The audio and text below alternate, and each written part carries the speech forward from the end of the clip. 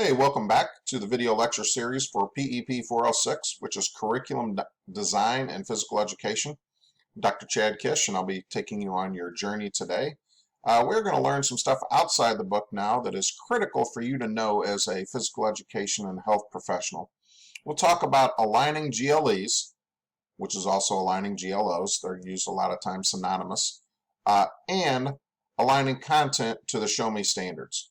So I know we've done a couple activities along the way, along the program, and briefly taught you how to align content to the NASP standards for sure, and a little bit on the GLEs. But we're going to go in detail today.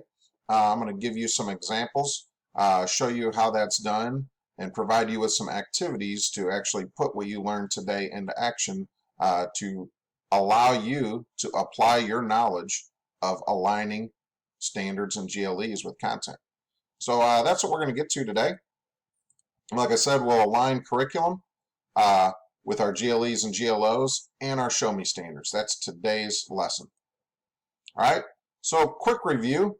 What's a GLE and a GLO? All right, a GLE is a grade level expectation. It's defined by the Missouri Learning Standards and the Show Me standards. It's the expected performance level of a student completing a specific course or a program of study. It is a goal, right? What students should be able to do at the end of a grade level, right? A GLO is a grade level outcome as used in some of these documents, and it's based on the standards developed by NASP and Shape America. By the end of a grade, the learner will demonstrate competence in a certain criteria. It is the end result. So the grade level expectation is a goal of completing the grade, and a grade level outcome is the end result. So we're actually looking at the end. All right, so that's just a refresher here. GLEs and GLOs, let's talk about it a little bit. We are going to use the most recent version, 2016 document of the Missouri GLEs for K through 12 physical education. So I want to pull up that document. You might want to pull up that document on your screen and work along with us if you can split your screen. If not, you'll be able to see the document I have pulled up. But we're going to use the GLEs and GLOs form to help us develop a specific performance objective that's aligned with those GLEs and GLOs and the NASP standards. What we might not realize is when we work through these, you're going to see S1, S2, S3. Those are the NASP standards. So each of the GLEs, GLOs are going to be connected to a specific NASP standard, so they'll be aligned. So when we do this, the S1 is NASP standard 1. All right. So we've had a lot of work with NASP standards. Now these GLEs, GLOs are just unpacking the standards even further to provide some structure under that content. A NASP standard is going to say a movement skill, and a GLE, GLO is going to give us a specific movement skill. It'll give us a locomotor skill, such as running, hopping, jumping. All right. So it's just breaking it down even further as we move from NASP standards to GLEs. All right. We're going to, if you're opening your document on your own, go to page 4. If not, that's what I'm going to do here in a second. I'm going to show you how NASP standard number 1 and the grade levels are across the top in a row. I'm going to explain where the focus on demonstrating competency in a variety of motor skills and movement patterns is. I'm going to show you specifically standard 1, example 1 on page 4, which is specific locomotor skills. And then I'll scroll down to show you some other pages, such as some non-locomotor skills and manipulative skills. So let me go ahead and toggle to the grade level expectations. So page 1, grade level outcomes for K through 12 physical education. All right. This was created originally by AFERD, which is now Shape America, and a curriculum framework task force. And it has been adopted by Missouri as the GLEs are grade level expectations. So even though it says GLO on the front page, it's been adopted as the GLEs in the state of Missouri. All right. So let me take my head out of here. So here is, you're just going to see some different things, some acknowledgments and where to get different things and how AFERD adopted this. But page 4 is going to start our elementary school outcomes, grade K through 5. All right. So you'll see some information at the top. By the end of grade 5, the learner should demonstrate competence in fundamental motor skills and selected combination skills. All right, that would be NASB standard number 1. It goes into some of the other NASB standards after that. And it says here, swimming skills and water activities should be taught if facilities permit. You might not have the facilities, but you should at least try to teach a little bit of background. So if you look here across the top, you'll see how it says standard 1. If you see S1 right here, that is standard 1. And here is what it tells us. Demonstrates competency in a variety of motor skills and movement patterns. That is NASB standard 1. If you look up and down here in the columns, you're going to see how it moves from kindergarten to grade 1, grade 2, grade 3, grade 4, and grade 5 with the same example, S1, E1, and locomotor. All right? It'll tell us on this left column exactly what the skill is we're going to teach. Hopping, galloping, running, sliding, skipping, and leaping. And you're going to see the expected level of performance at each grade level. All right? So it might be perform the locomotor skills. It might say using a mature pattern. It might add in some of the different locomotor skills. It might say use them in some kind of practice in a dance or gymnastic routine by grade 4. So we're not just using the skills anymore. We're taking NASB standard number 2 really as well to blend into this to tie them all together. And then at grade 5, you're going to see how it gets even a little, the expectations are a little bit higher. So if we look at grade 3, and we're looking at standard 1, E1, leaps using a mature pattern. So if you see, this is even broken down, S1, E1, dot 3, and the 3 is the grade level, the last part here.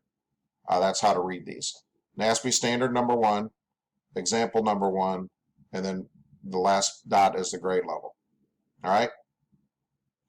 So we'll break that skill down, and then I'll come back to this and show you a little bit more. So let me go back to here. So let's talk about this again. We use the GLE document. What's a NASB standard? That's what S1 stands for, all right? Motor skills and movement patterns, all right?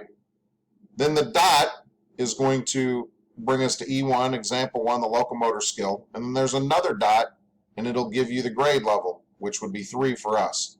But remember, we looked at that top row, K through 5, and this first part of the document is across the top row, and you'll just have to use the grid. We were looking at the specific skill of leaping using a mature pattern. How could you teach and assess this concept? So as you're unpacking the standard, you know it's NASB standard number 1. You now have a specific locomotor skill.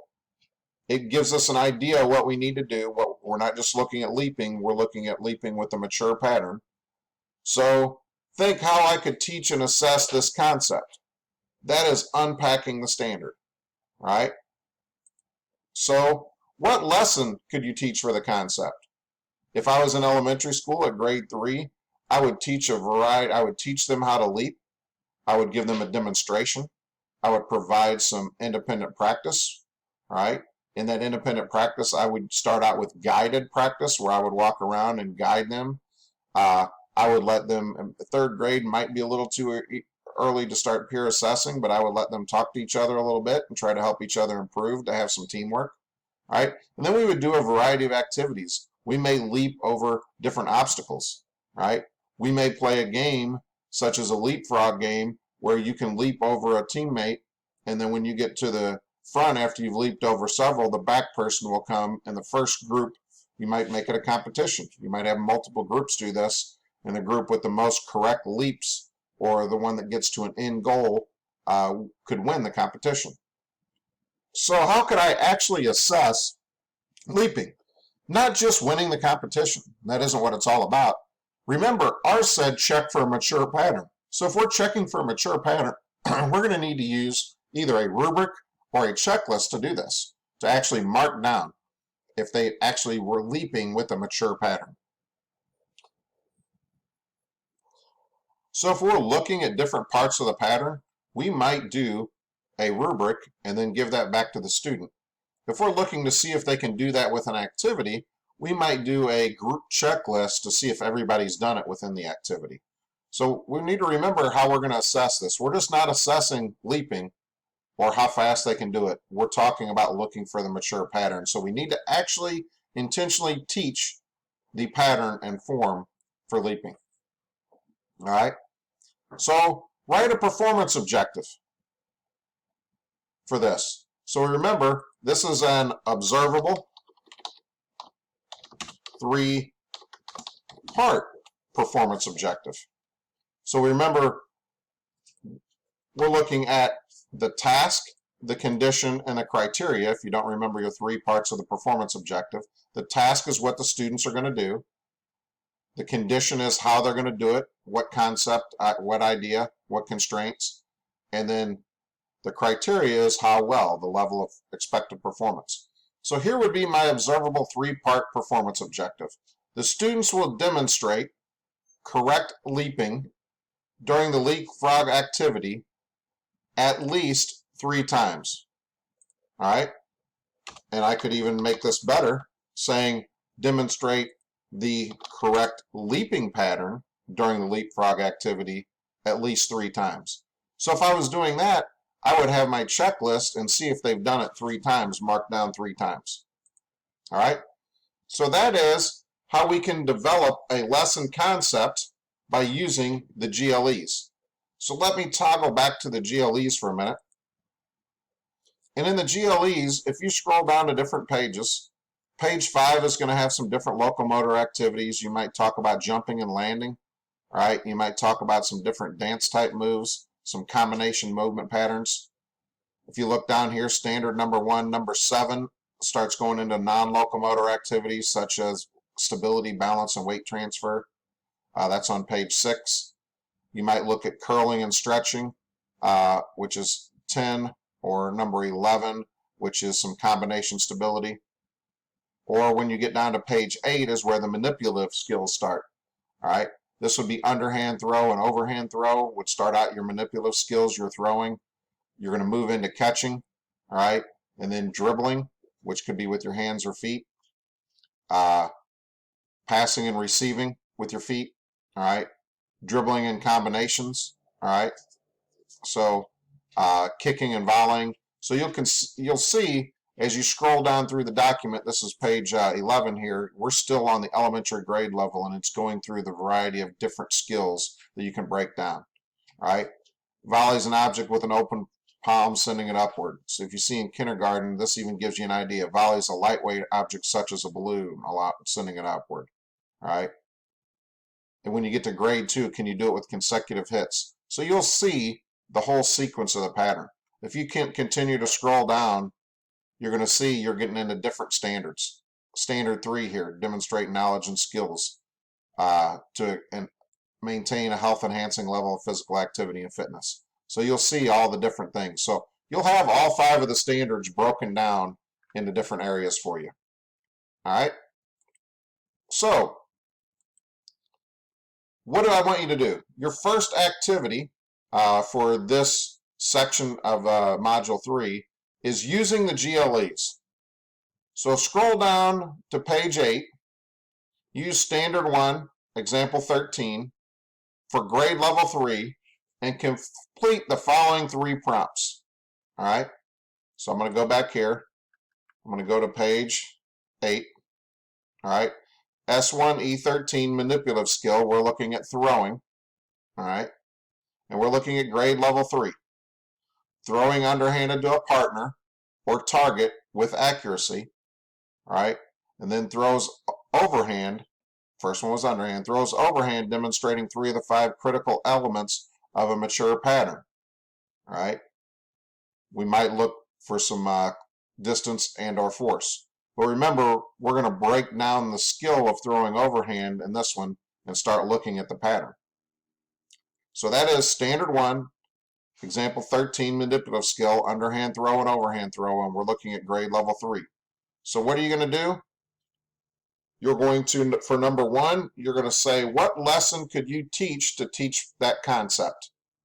Describe a detailed lesson concept and explain a sequence of about 5 activities you would do in a lesson to teach either the underhand or overhand throw. Number 2, you're going to put down how you could assess it. Detail your assessment strategy and how you will record the results. If you're looking at results as far as performance, you'll do one type of assessment. If you're looking at the pattern or the form of the throw, you might do a different type of assessment. You could actually even detail both here. But choose one and make sure you explain your assessment and then how you're going to record the results, a checklist, a rubric, how you're going to do that. Number 3, write an observable 3-part performance objective. Remember the task, condition, criteria format. So write your performance objective for your lesson concept and how you're going to teach it. So you're basically going to just go down to page 8 of the document, go to S1E13, it's the only one on that page, describe a lesson, give a sequence of activities for number 1, describe how you could assess it and how you'll record the results, how you'll document that, and then number 3, write your actual observable 3-part performance objective you would tell students for that activity. And then complete this activity and post it on Canvas. So that actually is teaching you how to unpack the standards to the level of GLEs, all the way down to a lesson idea, an assessment idea, and a performance objective.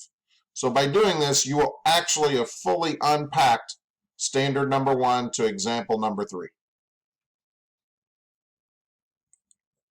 So now we're going to switch our gears a little bit to the Show Me standards. The Missouri Show Me standards are a set of knowledge and performance-based goals that detail what students that graduate from high school should be able to know and do. So this is no longer on grade level.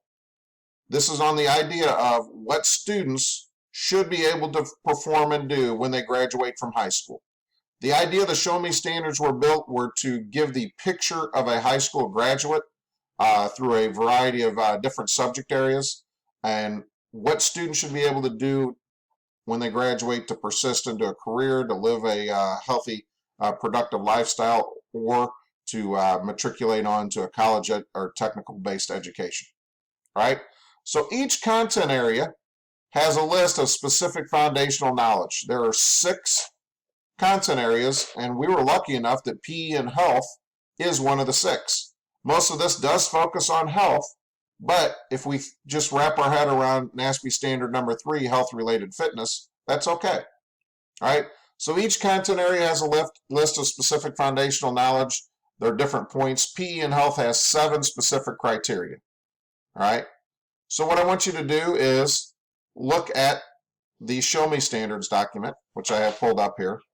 And on the page with 6 boxes, these are the 6 content areas. Read this stuff over to the left here on the Show Me Standards.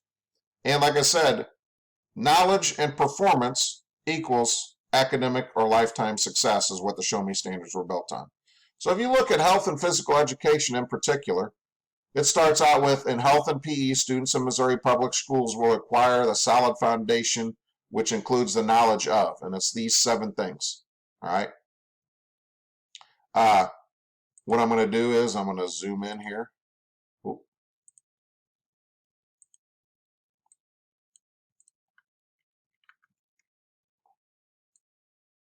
Ooh. So health and physical education here. Structures and functions of relationships among human body systems. All right. Some of this sounds like health or anatomy and physiology, but how does that relate to PE? We need to understand the functions and relation of human body parts and systems. Think about this as in training, right? In health and fitness, we have to understand how oxygen is taken up, all right? What our heart rate means. Number 2, principles and practices of physical and mental health, such as personal health habits, nutrition, stress management. We can pull that all into PE. And remember, activity is the best way to reduce stress, so everything can tie into mental health that we do in a physical education class. Number 3, diseases and methods for prevention, treatment, and control.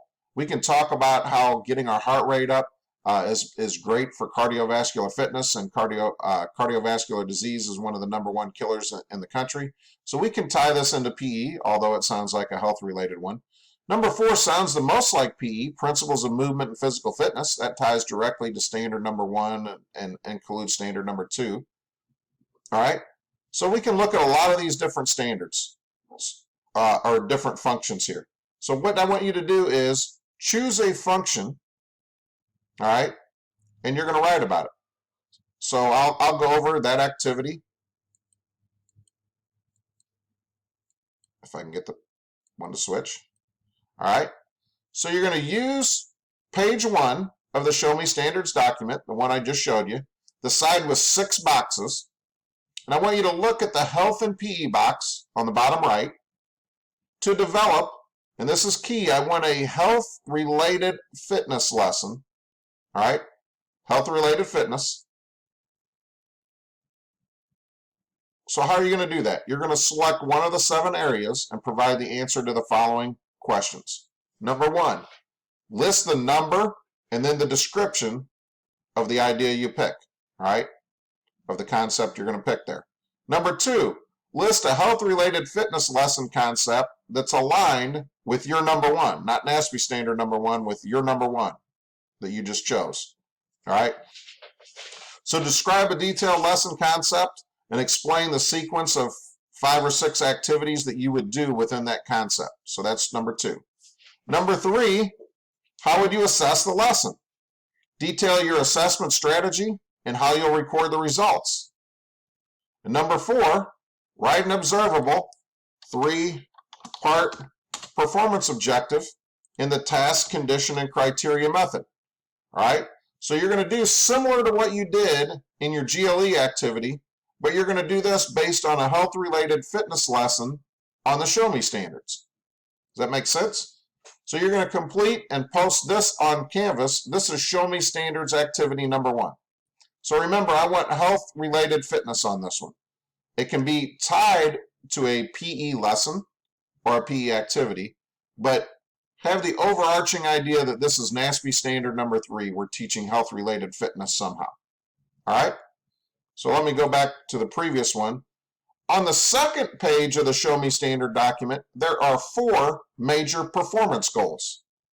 These 4 major goals and performance sub-goals are detailed on the Show Me Standards handout side with 4 boxes. Let me go back to our Show Me Standards here. I'll go down to page 2. All right. There's some stuff on the left. Go ahead and read that, but I'll leave it zoomed in here a little bit. Goal 1, students in Missouri Public Schools will acquire the knowledge and skills to gather, analyze, and apply information and ideas. We're looking at really at these in higher level thinking. Goal 2, students in Missouri Public Schools will acquire the knowledge and skills to communicate effectively with and beyond the classroom. What does goal 2 sound like? Man, you could really tie in NASB standard number 4 there. All right, goal 3. Students will acquire the knowledge and skills to recognize and solve problems. Where can we recognize and solve problems? Most people outside of the activity-based education don't understand that NASB standard number 2, using tactics and strategies, is actually solving problems on an instantaneous basis by your motor performance. Goal 4. Students will acquire the knowledge and skills to make decisions and act as responsible members of society. All right? Where could that be? That could also be NASB standard number 4. All right? You might think of your outdoor education here in goal 4, when people camp and do the other things, making sure they respect their environment. So what I want you to do here, I'm going to come back, is look at these goals, and then under here, these are the sub-goals. There's 10 in goal 1, there's 8 in goal 3, all right? There's somewhere between 7 and 10 sub-goals. So this unpacks this goal, all right? So think of this goal and the idea of it's a NASB standard, and this under here is more of a GLE, all right? It's not really that way, but I just want you to get the idea that goal 1 is the overarching and your sub-goal is going to be how you do that. So what I want you to do is use this to do the activity number 2. Let me pull here to activity number 2. Show Me Standards activity number 2 is goals. Use page 2 of the document that we were just on. That's the side with the 4 boxes. Choose any of the 4 boxes. Pick any of those 4 goals. And then pick any sub-goal you want. So scroll through there, look at them, and say, where could I build a good lesson? All right? So you're going to provide the answer to the following 5 questions, and it's going to be similar to our other 2 activities in this part of the module. Number 1, list the goal number. Is it goal 1? And the description of what that goal is. So just put in what's up at the top of that box. Then list the sub-goal you're going to use. So if it's number 7, and then provide the description. You can write it exactly like it is in the box, whatever sub-goal it is. And then we're going to unpack this standard by listing a lesson concept, providing an assessment, and writing a 3-part, all right, performance objective. So what does that mean? Number 3, describe a detailed lesson concept and explain a sequence of at least 4 to 6 activities that you would use to teach that lesson. Number 4, provide your detailed assessment strategy. Give me a couple of sentences, and then how you're going to record results. Is it a checklist? Is it a record of performance? Is it a rubric? Right? And then number 5, write your 3-part observable performance objective for the lesson. All right? So by doing these 3 activities, you will essentially have unpacked standards and tied lessons to GLEs and to NASP standards and to a sub-goal of NASP standards. And you'll have applied your knowledge of the process, and you'll show that you're able to do this. You'll just replicate this process over and over as you're unpacking standards while you're building curriculum. So here's your to-do list. So your to-do list is read chapter 4 before we meet in class next time. We're going to start on chapter 4, building the curriculum. All right? And we'll really dive into building curriculum now that you have the skills to actually do it. Number 2, complete the alignment assignments from this video. Using GLEs is one assignment. Show me standards activity number 1 is a second assignment. And show me standards activity 2, goals, is your third assignment. They all follow a similar format. You're going to unpack a standard or unpack a show me standard or unpack a show me standard goal. Right? So remember, when you're doing that, you're going to describe a lesson concept. You're going to break down your sequence of activities. So consider that just a model of a practice plan. You're going to tell me how you're going to assess, how you're going to record that assessment, and then finally you're going to write a observable 3-part performance objective in the task, condition, and criteria method for all 3 of these activities and submit them each individually on Canvas. They have their own portal. And then we assigned this previously, your assignment, philosophy of curriculum development in PE, right? And you should now have the understanding to do section 3 and 4 of that assignment and put it all together, polish it up, and make sure you submit that by the deadline on Canvas. So by doing this activity, you can explain how to connect or align activities with GLEs and the Show Me standards. All right? So complete that module 3 culminating activity, your philosophy of curriculum development. Make sure you're reading the next chapter to be prepared for class next time, and complete all these unpacking activities. If you have any questions, send me an email. The documents you use for each of these activities, all right, they are in the module 3 video and document link, which is right after information page on module 3, but they are also listed in the actual assignment. So if you open the assignment, you'll have a document link to the GLEs. So you can actually download if you open the assignment on Canvas like you're going to do it, you can click on the document link and it should open up right there for you if you don't have it. All right? So hopefully you have a great day. If you have any questions, feel free to email me. We can set up a Zoom conference if we need to, but try to be as specific as you can so I can get you the information you're looking for. All right? Have a great day, and we will see you next time.